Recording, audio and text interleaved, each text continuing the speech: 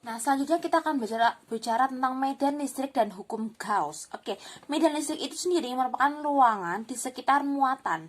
Apabila diletakkan muatan lain, akan timbul gaya elektrostatis. Nah, kita pertama pahami dulu bahwa muatan positif itu akan arahnya keluar ya, keluar.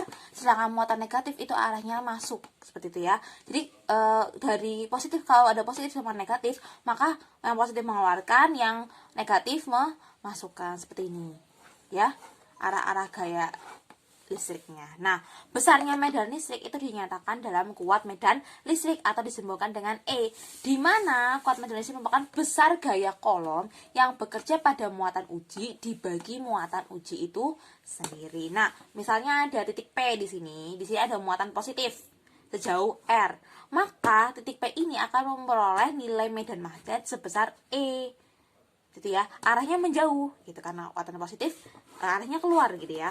Kemudian kalau muatan negatif itu ada titik P di sini, maka E atau medan listriknya itu arahnya ke sana. Nah, seperti itu ya. Nah, besarnya medan listrik itu sama dengan K dikalikan Q dibagi R kuadrat, dengan E merupakan kuat medan listrik dengan satuan Newton per kolom. Kemudian K tadi kita udah lihat ya, K besarnya itu 9 kali 10 pangkat 9, kemudian Q adalah muatannya, dan R adalah jaraknya, seperti itu. Nah, kuat medan listrik itu juga bisa diakibatkan oleh dua muatan atau lebih. Misalnya ada dua muatan. Tadi kan satu muatan ya, sekarang dua muatan, Q1 dan Q2. Q1 misalnya positif, Q2 sama dengan negatif. Nah, kalau ada titik P di sini. Nah, kalau muatan positif itu pasti titik P-nya jauh, karena positif itu arahnya keluar, jadi E1-nya keluar.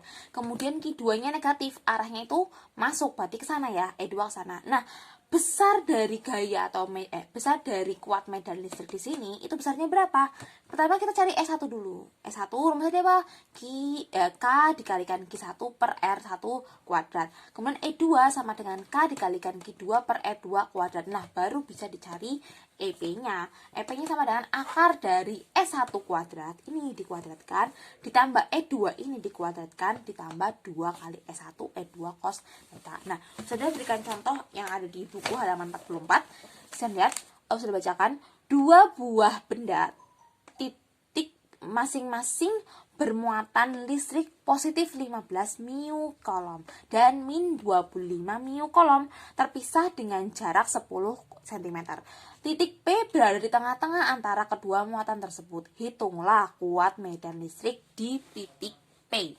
Oke, kita gambarkan seperti ini. Diketahui ya, ada dua muatan positif sama negatif. Di sini ada titik P, di mana muatan Q1 itu sama dengan 15 kali mu kolom sama dengan 15 kali 10 pangkat min 6 kolom, dan Q2 sama dengan 25 mu kolom atau sama dengan 25 kali 10 pangkat min 6 kolom. Nah, di antara kedua muatan ini jaraknya adalah 10 cm atau sama dengan 0,1 meter. Karena titik P itu ada tengah-tengah, maka titik Q1 ke P itu sama dengan 0,05 atau 10 cm atau 0,5 dibagi 2. Dari titik P ke Q2 itu juga 0,1 dibagi 2 atau 0,05 meter. Ditanya adalah EP-nya. Nah, kita cari dulu E1. E1 itu sama dengan K Q1 per R1 kuadrat, di mana K sama dengan 9 kali 10 pangkat 9, Q1 itu 15 kali 10 pangkat min 6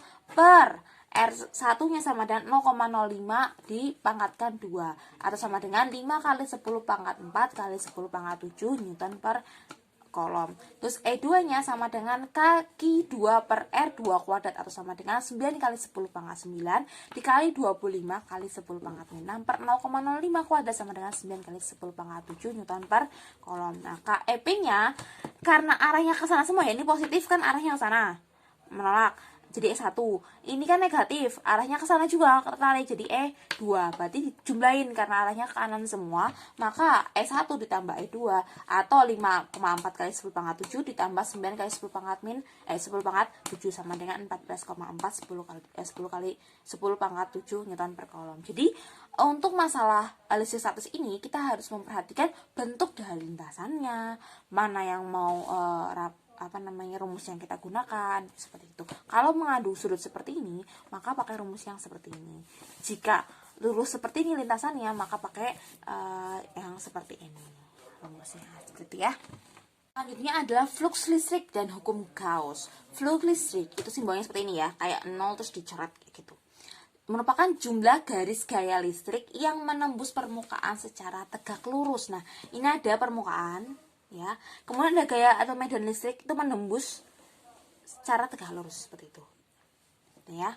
Nah, berarti fluxnya itu akan sama dengan E dikalikan luas atau medannya yang masuk dikalikan luas dari penampangnya cos theta. Nah, cos theta ini lihat, cos theta itu merupakan E dengan garis normal.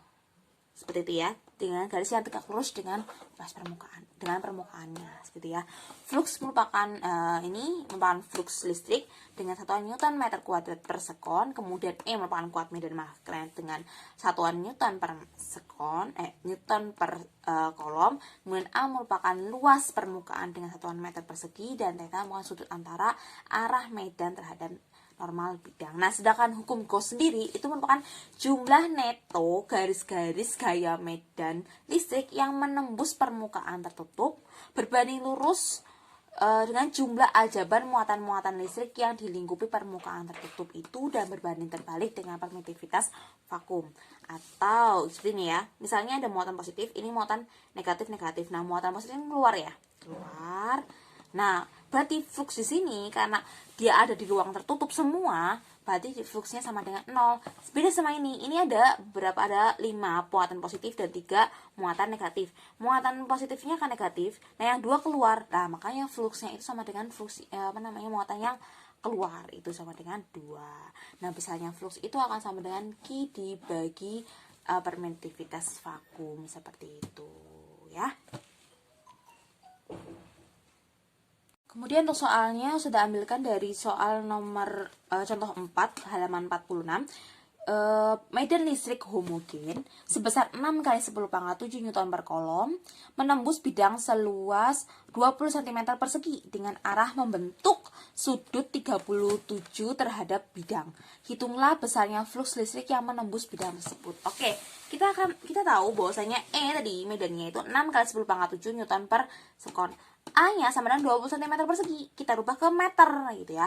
2 kali 10 pangkat min 3 dengan tetanya 37 derajat. Yang tetanya adalah berapa fluxnya? Oke, gampang banget. Fluxnya kan rumusnya E A cos theta. Nah, theta di sini itu kan bidang ya. Soalnya di sini terhadap bidang, berarti terhadap bawahnya ini. Berarti yang di sini itu 37.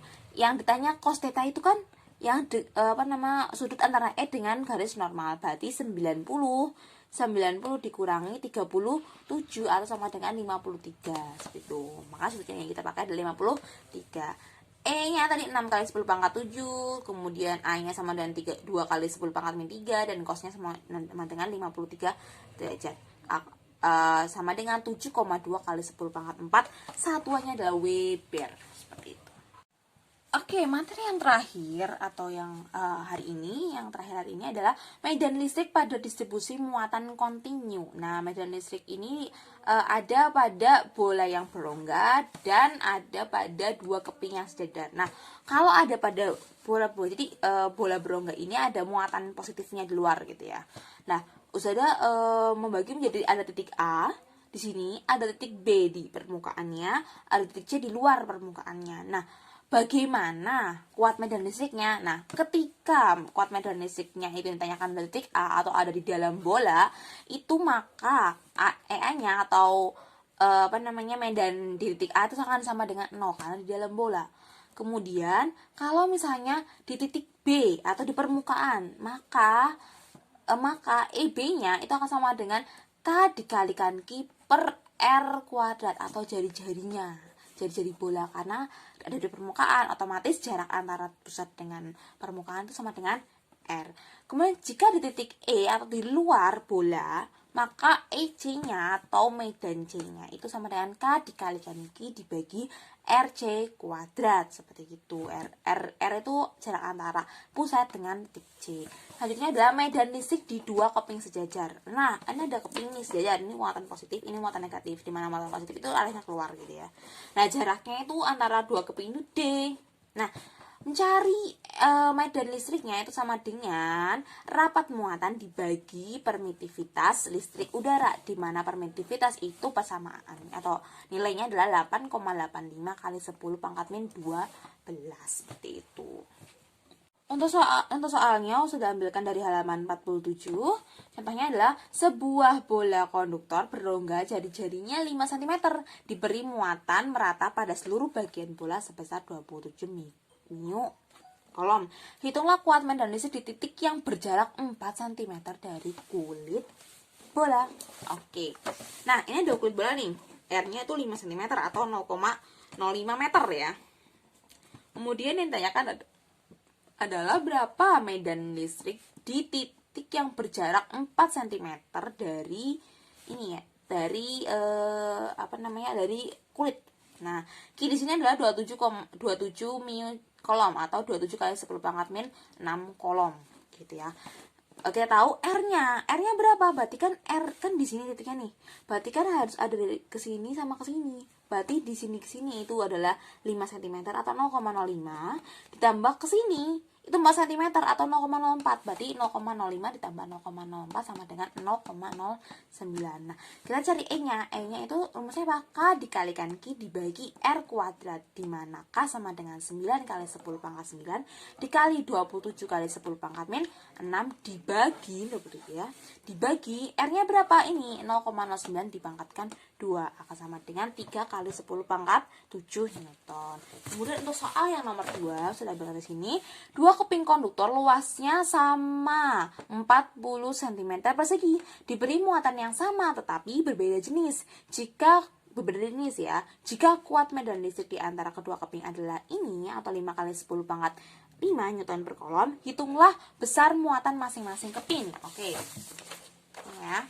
Jadi dua keping nih dengan luas masing-masing keping atau luasnya sama itu 4 kali 10 pangkat min 3 meter. Kemudian E-nya adalah 5 kali 10 pangkat 5 Newton per kolom. Yang ditanyakan adalah berapa Q-nya. Nah, kita tahu rumusnya E sama dengan Q dibagi A kali mu sama dengan Q sama dengan E dikalikan A dikalikan epsilon 0 sama dengan E-nya berapa? 5 kali 10 pangkat 5 dikalikan A-nya 4 kali 10 pangkat min 3 dikalikan epsilonnya adalah 8,85 kali 10 pangkat min 12 atau sama dengan 1,77 mu kolom, seperti itu.